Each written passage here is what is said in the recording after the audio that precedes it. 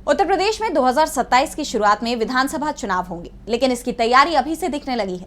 एक तरफ बीजेपी की तरफ से अब रोजगार देने के वादे किए जा रहे हैं, पुलिस भर्ती के लिए बड़े सियासी आयोजन हो रहे हैं, तो सपा चीफ अखिलेश यादव ने भर्ती प्रक्रिया पर ही सवाल खड़े कर दिए हैं। तो क्या कुछ कहा अखिलेश ने, देखिए इस रिपोर्ट में। समाजवादी पार्टी के चीफ अखिलेश यादव ने एक बार फिर दावा किया कि 2027 के विधानसभा चुनाव के बाद उत्तर प्रदेश में समाजवादी पार्टी की सरकार बनेगी। समाजवादी पार्टी की सरकार बनी तो पढ़ाई और न्याय की गारंटी देंगे। सपा चीफ ने कहा कि बीजेपी की सरकार सिर्फ लोगों को परेशान कर रही है। बीजेपी और उसकी सरकार नफरत बढ़ाने का काम कर रही है। बहराइच, संभल जैसे तमाम जगहों पर सैयद सलार गाजी मसूद के नाम पर लगने वाले मेलों के लिए प्रशासन ने अनुमति नहीं दी। हमारी जो परंपरागत मिलीजुली संस्कृति है, स्थानीय मेले हैं, उनको जानबूझकर रोका जा रहा है। ये सरकार केवल जाति और धर्म के आधार पर फैसले ले रही है। बीजेपी की सरकार हर स्वतंत्र संस्था को अपने नियंत्रण में लेना चाहती है, चाहे वो कोऑपरेटिव संस्था हो या कोई और।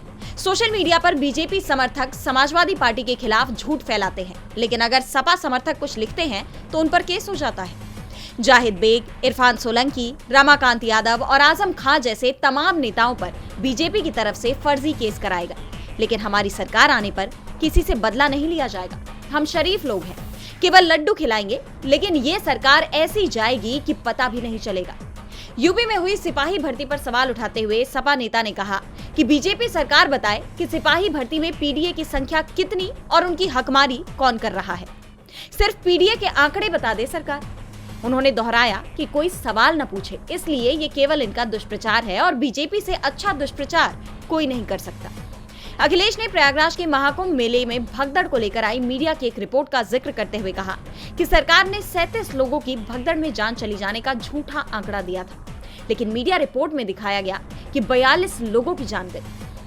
आखिर कुछ पीड़ितों के परिजनों को नकदी क्यों बांटी गई, किसके आदेश पर बांटी गई, नकदी देने के निर्णय किस नियम के तहत हुए और किस आदेश पर हुआ।